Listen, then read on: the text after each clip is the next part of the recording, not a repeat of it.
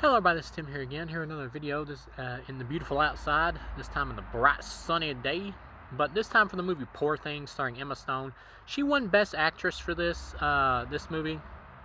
Also, I think she deserved it in terms of acting wise.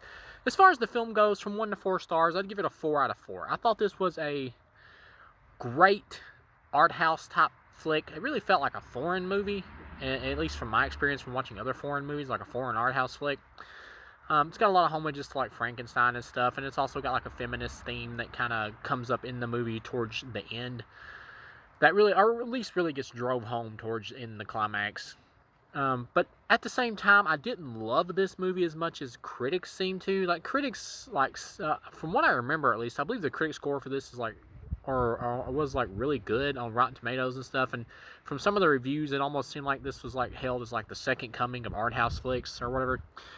I don't like it that much, but I do think it's a great art house movie with a great performance by Emma Stone. Pretty much the movie is kind of like a homage to Frankenstein. Emma Stone is this girl who committed suicide and she was pregnant, and William Dafoe, who plays a dude with a messed up face, who's like pretty much Dr. Frankenstein in this, takes the body and takes the brain of the baby and puts it inside of her and brings her back to life with the child's brain that basically she would have had.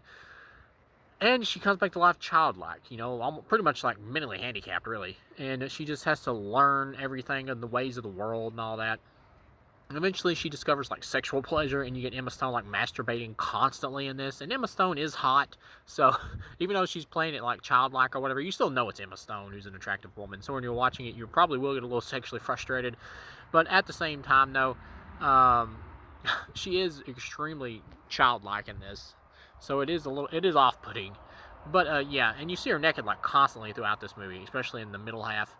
Um, but there's this guy who William Dafoe hires like work for him or whatever, and you can see that he kind of has like a crush on Emma Stone, but he doesn't kind of want to go through with it because she is so childlike, so she can't really consent. So obviously he's meant out to be like the nice guy of the movie.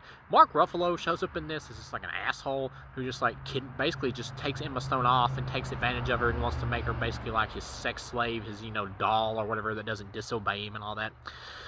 Which of course plays into the feminist theme they got going on in here, and they basically just have sex like 1,000 times. It feels like it in the movie. That is one thing in this movie. Like I had no problem with nudity in films. You can have as many swinging boobs or swinging dicks as you want, but at the same time, this movie does eventually get to a point where there's a big section in the movie where Emma Stone becomes a prostitute, and she has sex like over and over and over and over. And I will say it does get to a point where this movie is it is over long, and it does get to a point where it's like, okay, more nudity, she's having sex again with another guy, or an old dude. This is getting old. It does get to a point where it drags, and even with the Mark Ruffalo stuff, like there's some beautiful shots of the ocean and stuff like that in this movie, and the way it's stylized, it almost looks like a storybook. um, Obviously it looks like a fantastical world. But at the same time, though, the whole stuff with Mark Ruffalo and everything, even though it's fun, and I will say Mark Ruffalo did make me laugh, but at the same time, he started to get on my nerves because his character is just like over the top, ridiculously stupid. And that's one thing about this movie is it is also a comedy. This film does not really take itself seriously. It's very, like, at certain points, it's extremely downright farcical, really, at certain points. And I didn't expect this film to be as silly as it is. And really, it is a comedy overall. It does balance multiple tones, but overall, I would say this is pretty close to like an art house comedy drama. Even more comedy than drama. But yeah, her prostituting herself and all that, and having sex with multiple different men, that did start to get a little old.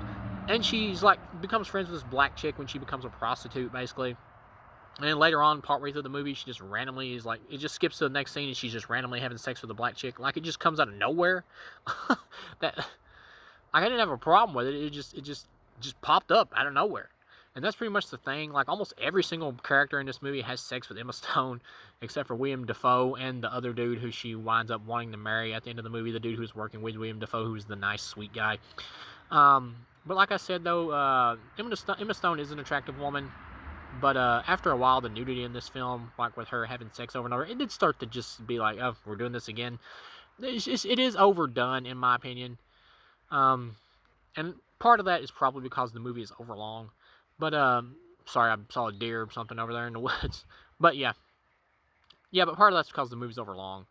And Mark Ruffalo, his character is funny because he is so over the top. Like, he just gets completely jealous and he's possessive of Emma Stone, and he just like starts fighting other dudes. Like this old dude who just happens to wink at her.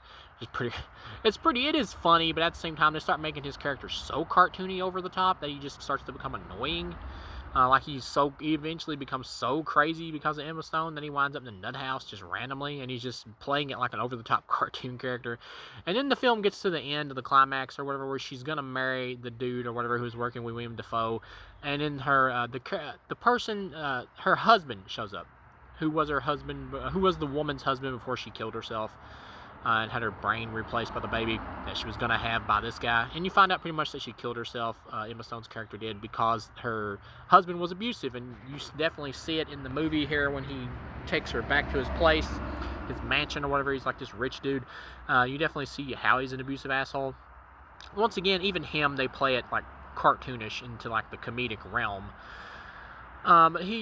This is when you start getting more of like the feminist metaphor, whatever thing, where they really drive it home, where he's like trying to own her or whatever and possess her like an object and wanting to like keep her on the grounds and never let her leave or whatever. And this is pretty much, you can tell what the movie was building to, was wanting her to like experience the world and all that because of her childlike mind, and eventually be adult enough to the point to where she gets to this situation that she would know this isn't right and she wouldn't want to do it, and she'd be able to stand up for herself because she's more mature now.